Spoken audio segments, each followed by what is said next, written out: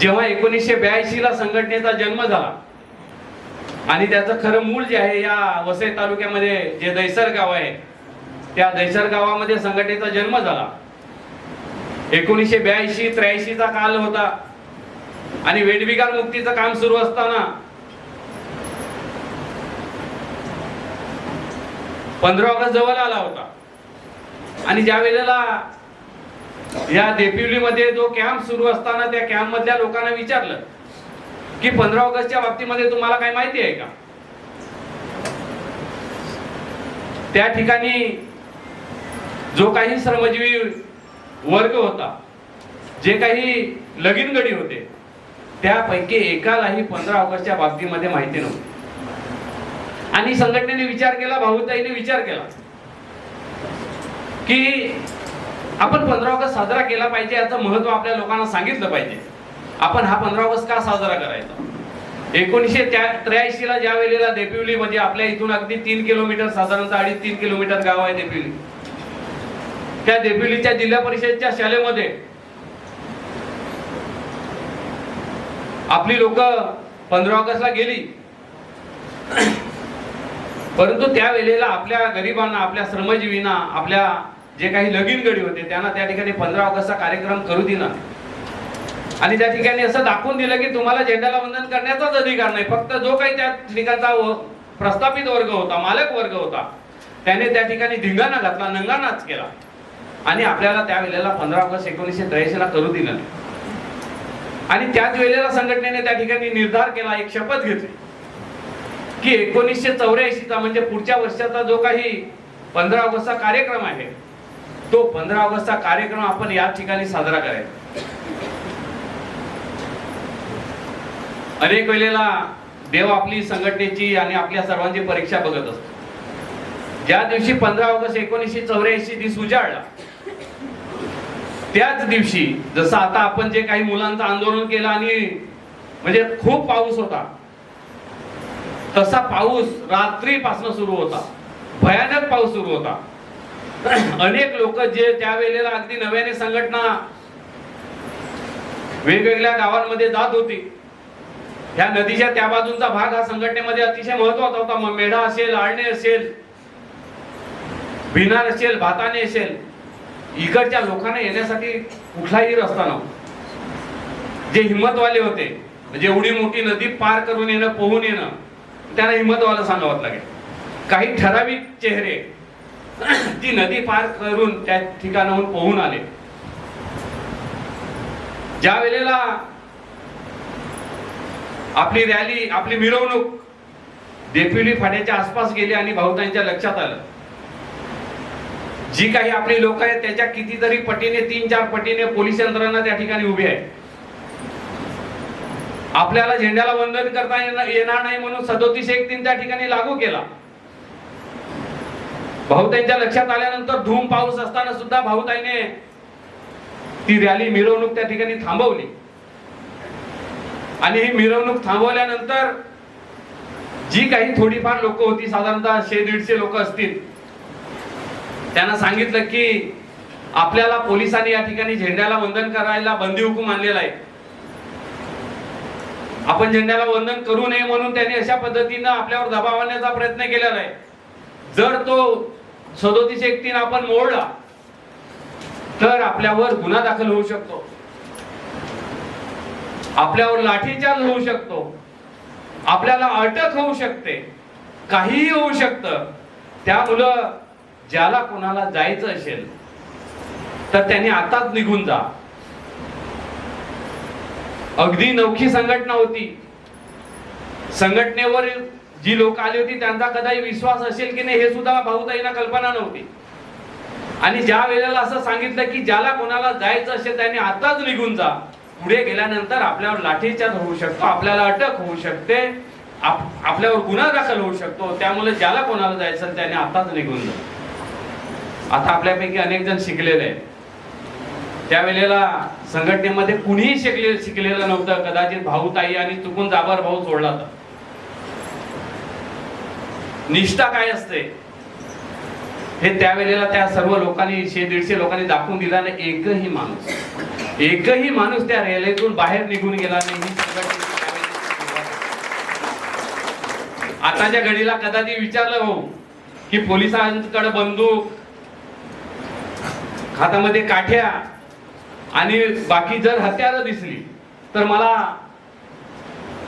स्वतःला म्हणजे कॉन्फिडन्स आहे की माझा संघटनेचा बांधव नाही, पण इतर पक्षाची जर आंदोलन असतील तर निम्याने त्या ठिकाणची खाली झालेले असतील, कारण ते बघायला त्यांच्याकडे कोणाची हिंमत नाही अशा पद्धतीनं. आणि म्हणून आंदोलन असल्यानंतर आपल्याला माहिती आहे की आपल्या संघटनेमध्ये खूप मोठी ताकद, एक ढाल आपल्या संघटनेची काय आहे बरं आपल्याला माहिती आहे काय आपल्या संघटनेची एक ढाल आहे. जेव्हा अटीतटीचा विषय येतो त्यावेळेला काय होतं, अरे काय होतं, तुम्ही आंदोलनामध्ये जाता का नाही? आम्ही 2 पावलं मागे जातो आणि मग कोणाला पुढे करतो?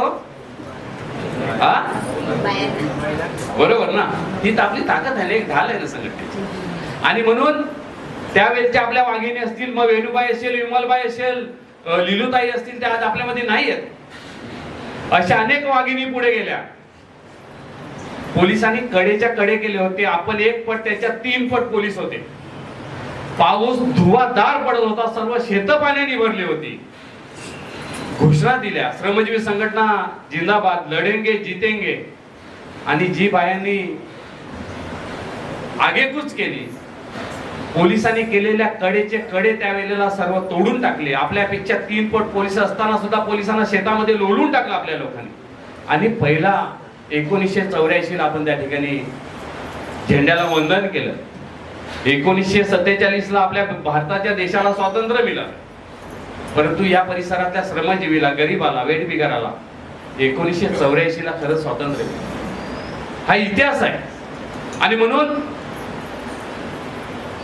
पोलिसांनी खूप चालाकी केली, आपल्यावर जाऊन त्या ठिकाणी गुन्हा दाखल केला.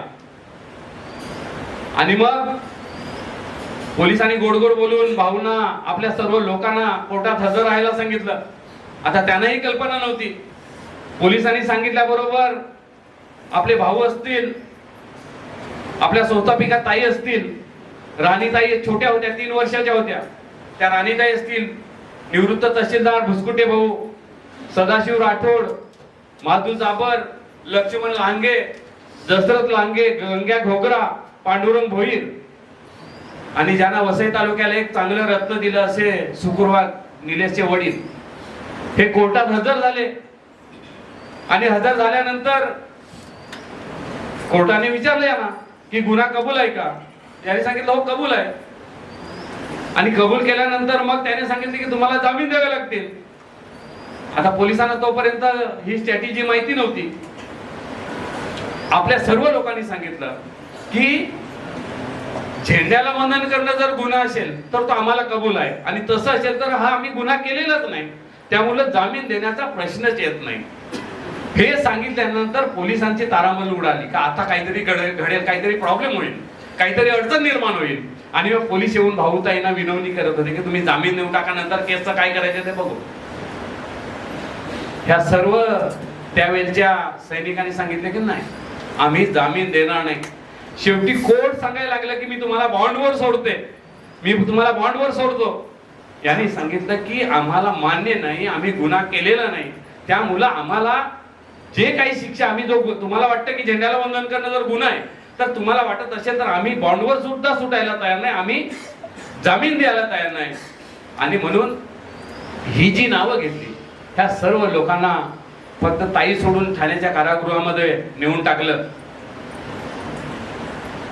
ज्या वेळेला अगदी नौकी संघटना होती, ताकद छोटी होती, पण त्यावेळेला जे आपले हितचिंतक होते, आपल्याला अनेक वेळेला भाऊताई सांगत असतात की आपले हितचिंतक वाढले पाहिजे. तर त्या हितचिंतक किंवा पत्रकार असतील, त्या पत्रकारांच्या बरोबर आतापर्यंत संपर्क आपण वाढवला पाहिजे. त्या पत्रकारांनी त्यावेळेला लोकसत्ता पेपर खूप चालायचा, आणि लोकसत्ताच्या पेपर मध्ये पहिल्या पानावर एक मोठा अग्रलेख आला. त्याच्यामध्ये लिहिलं होतं की झेंड्याला वंदन करणं गुन्हा ठरला, श्रमजीवीच्या कार्यकर्त्यांना अटक, आणि ते आता ठाण्याच्या कारागृहामध्ये. विधानसभेमध्ये गदारोळ झाला, गोंधळ झाला. की झेंड्याला वंदन करणं कसा गुन्हा होऊ शकतो. सरकारची त्या ठिकाणी नाचक्की झाली आणि सरकारने तो गुन्हा मागे घेत या आपल्या नाव घेतली जेवढी या सैनिकांना त्यावेळेला सोडलं. म्हणजे एक गोष्ट लक्षात घ्या की 1947 ला आमच्या देशाला स्वातंत्र्य मिळालं, परंतु आम्हाला त्यावेळेला स्वातंत्र्य मिळालं नव्हतं. आणि म्हणून 1984 ला आम्हाला खरं स्वातंत्र्य मिळालं. त्याच्यासाठी आम्हाला जेलमध्ये जावं लागलं. हा इतिहास आहे संघटनेचा. म्हणून आपल्याला जर कोणी विचारत असतील की कशासाठी, आणि मला सांगायला अभिमान वाटतो की या महाराष्ट्रात नाही, या देशात नाही, एवढी मोठी मिरवणूक फक्त आपल्या श्रमजीवी संघटनेची आपल्या या गणेशपुरीमध्ये. आपण ज्या वेळेला नव्या ठिकाणी आपली संघटना जाते त्यावेळेला इतिहास त्यांना सांगितला पाहिजे की कशासाठी आम्ही एकत्र जमतो. ज्या स्वातंत्र्यवीरांनी आमचं या देशासाठी प्राण दिलं, ज्यांनी या देशासाठी स्वतःच्या संसाराची राख रांगोळी केली आणि त्यांनी देश स्वातंत्र्य केला, त्यांना मानवंदना करण्यासाठी या ठिकाणी आम्ही जमतो. हे आतापर्यंत आम्ही विसरलो नाही आणि ते आमचं कर्तव्य आहे. आणि म्हणून आपण या 15 ऑगस्टला जमणार आहोत. तुम्ही स्वयंसेवक म्हणून या ठिकाणी तुमची निवड झाली. स्वयंसेवक म्हणून काही तर आपली 15 ऑगस्टची रॅली कशा पद्धतीने व्यवस्थित चालेल, त्याच्यामध्ये इतर काही घटना घडणार नाहीत, हे आपल्याला या ठिकाणी आज ठरवायचे की आपली जबाबदारी काय असेल. आणि म्हणून मला तुम्हाला जाता जाता एक महत्वाची गोष्ट सांगायची की अनेक चेहरे नवीन आहेत आणि विशेष करून भाऊ याच्यामध्ये अनेक चेहरे तरुण सुद्धा आहेत. येत्या 23 ऑगस्टला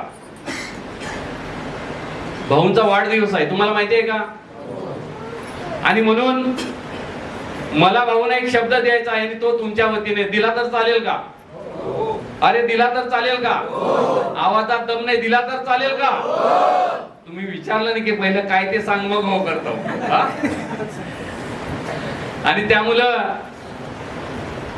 या गेल्या 1-2 महिनाभरामध्ये ज्या काही गोष्टी संघटनेला दिसून आल्या, या ठिकाणी घेतली जाणारी तरुणांची शिबिर असतील, त्याच्यामध्ये अनेक नवीन चेहरे तरुणांचे आले.